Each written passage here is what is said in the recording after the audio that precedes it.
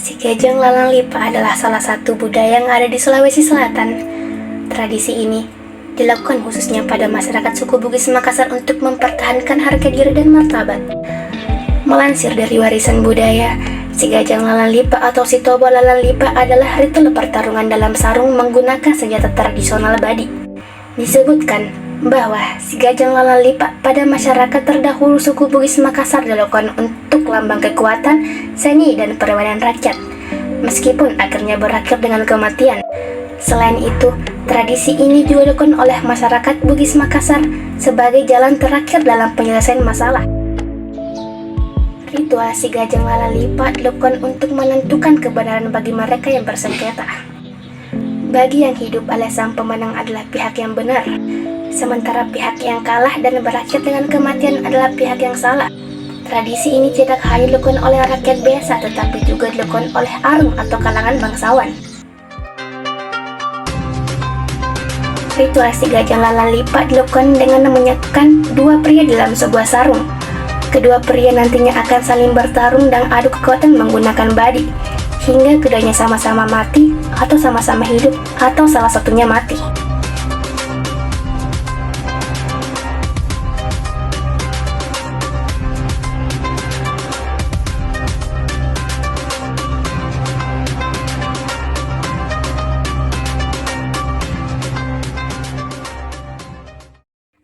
Sejarah Sigajang Lalang Lipa.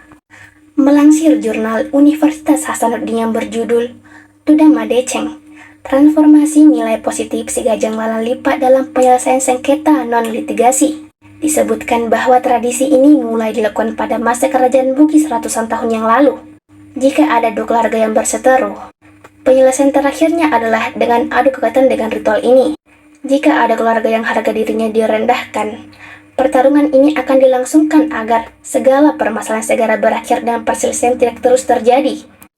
Namun, jelaskan pula bahwa ritual Sigajang Lalang Lipa tidak tertulis dalam catatan Raja Gowatalo dan Kitab Ilah Galigo, serta catatan harian Aru Palaka.